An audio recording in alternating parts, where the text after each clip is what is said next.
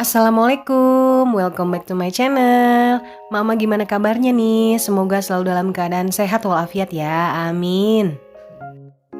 Alhamdulillah akhirnya saya bisa eksekusi juga nih rajungan yang udah ditunggu-tunggu, nggak tahu dari kapan tahu ya Mak. Dan ini saya pakai bumbu merah, ini pakai cabe yang sudah saya buat sebelumnya. Sudah ada 2 bulan lalu di kulkas kalau nggak salah ya, karena bumbunya matang jadi lebih awet. Terus ditambah daun jeruk, ditambah saus, ditambah juga jagung manis. Pokoknya ini surga banget rasanya. Kemarin saya baru aja restock cemilan di rumah, jadi semuanya udah pada habis ya Mak. Kalau yang dari belanja bulanan jangan di itu deh, pokoknya jangan diharapin lah, pokoknya langsung cepet habis aja ya. Jadi ada saya beli roti, terus kemudian beli wafer gitulah ya, beli biskuit, pokoknya yang buat ya yang di rumah kalau lagi nganggur mulutnya bisa cemil-cemil sedikit ala kadarnya aja. Terus juga saya beli susu, kemarin saya kelupaan mau beli susu kental manis yang putih gitu ya, lupa saya beli waktu mau belanja bulanan tuh, lupa nggak kecatat, nggak kepikiran. Dan semuanya sekarang ternyata sedang diskon. Aduh, keju juga lagi pada diskon. Alhamdulillah tuh keju yang ukuran yang kotak itu yang 160 gram kalau nggak salah ya, itu juga cuma 11.000 deh. Pulang belanja jadi seneng karena barang-barang yang dibeli itu pada diskon semua. Lanjut ke rutinitas ibu rumah tangga seperti biasa. Nih kebetulan lagi pada numpuk cucian piring ya Mak. Jadi mohon maaf kalau tampilannya agak-agak mengganggu gitu ya. By the way, alhamdulillah juga nih Mak. Duh, di dapur saya juga udah yang hilang itu udah ketemu lagi. Bukan ketemu sih, artinya udah ada gantinya ya. Jadi nih keran dapurnya sekarang tampilan baru. Meskipun lebih pendek daripada ukuran yang sebelumnya, tapi saya berharap ini lebih awet daripada yang rusak itu ya. Jadi ceritanya si keran yang rusaknya itu di bagian dalam ya Mak. Jadi kalau keran yang bisa dibengkokin kanan kiri diputer-puter, nah itu di dalamnya itu ada kayak selang kecil gitu berwarna bening. Nah itulah yang bocor. Jadi meskipun ujung showernya itu sudah diganti ataupun misalnya kerannya sudah dikencengin gitu ya, si diameter putarannya itu, tapi tetap aja nggak bisa karena selangnya yang bolong. Jadi mungkin karena keseringan diputar-putar, digeser-geser gitu, jadi lebih cepat rusak. Jadi saya mulai berpikir kalau misalnya saya ganti dengan keran yang sama minimal gitu yang masih diputar-putar kanan kiri, itu mungkin akan punya kemungkinan berapa persen gitu akan kejadian seperti itu lagi. Jadi saya pilih keran yang agak pendek, keran angsanya, tapi saya pakai sambungan shower yang masih bisa diputar-putar seperti ini. Tapi karena pendek jadi resikonya lebih kecil. Kegiatan berikutnya saya nih ada aja nih ya, pas kebetulan gas habis, jadi aduh ya harus ganti gas ya.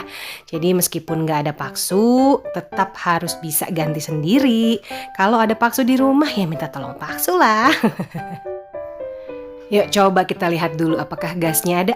Oke, alhamdulillah ya, api udah mulai bisa nyala lagi.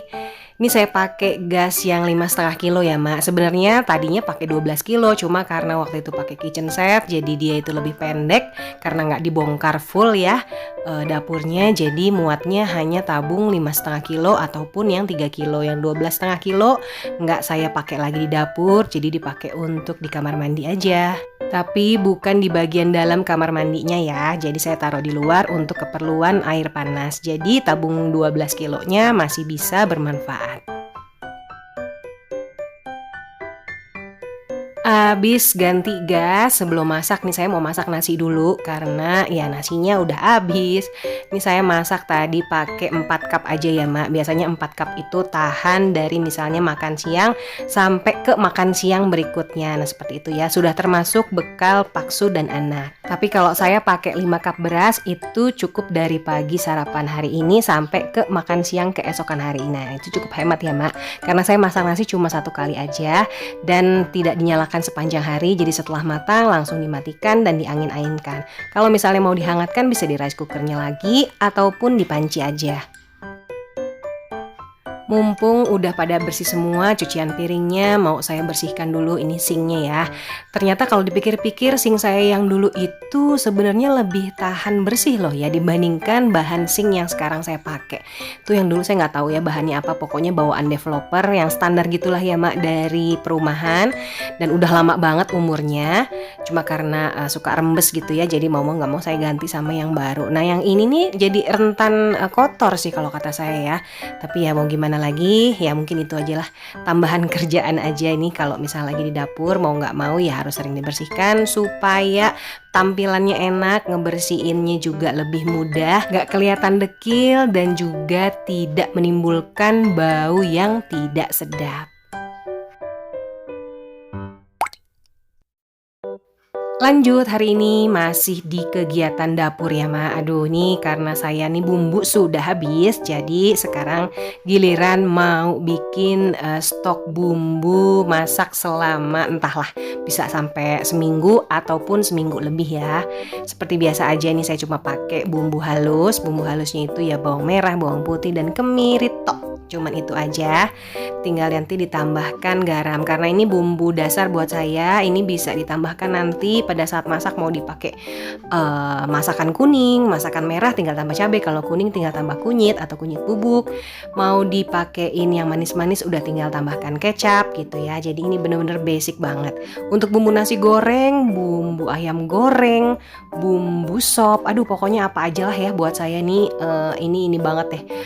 Wajib banget pokoknya ada di kulkas, jadi nggak boleh nggak ada, karena kalau nggak ada ya bisa sih paling cuma pakai irisan bawang aja ya Mak, bawang-bawangan, tapi ya jatuhnya harus kupas-kupas dulu sebelum masak. Kalau misalnya bumbunya sudah ready seperti ini kan sudah tinggal cemplung ke panci, udah tinggal masak beres gitu ya. Kalau ini kan kalau misalnya pakai irisan itu harus ngupas lagi dari awal, ataupun kalau misalnya mau disimpan bawang merah bawang putih yang sudah dikupas itu juga tetap ada umurnya karena lebih cepat dia itu lebih cepat membusuk gitu ya.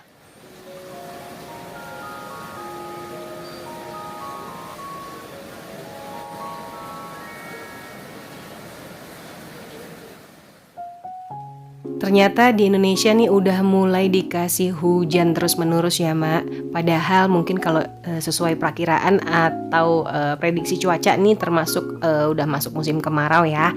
Tapi yang Allahu alam lah ternyata dikasih hujan. Dan hujan di sini sudah berturut-turut 3 hari. Jadi ya cukup dingin ya di daerah Sukabumi ini, aduh.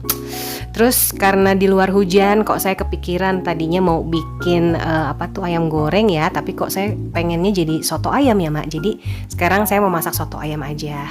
Terus nanti ditemenin toge sama tomat kali yang ada di rumah ya. Terus nanti ditemenin juga lauknya sama tahu aja. Nanti saya pakai daging ayamnya ini pakai yang bagian dada file. Jadi saya nggak perlu lagi nyopot-nyopotin atau suwir-suwirin ayam repot-repot untuk soto ayamnya. Jadi udah tinggal potong pakai gunting beres deh. Kalau saya memang kebetulan lebih suka makanan berkuah ya. Mau di mana tempatnya pokoknya saya lebih suka makan berkuah. Apalagi ditambah cuaca yang seperti ini. Aduh kalau nggak ketemu kuah sehari tuh kayaknya badan tuh kerasa kering gitu ya kalau saya. Dan untuk yang misalnya lagi sakit itu juga ampuh banget kayak misalnya sop ayam, soto ayam tapi jangan yang banyak minyak ataupun yang jangan bersantan. Terus juga soto daging atau sop daging kayak gitu ya. Pokoknya yang berkuah-kuah gitu deh. Itu pasti ampuh banget buat membantu kekebalan tubuh kita.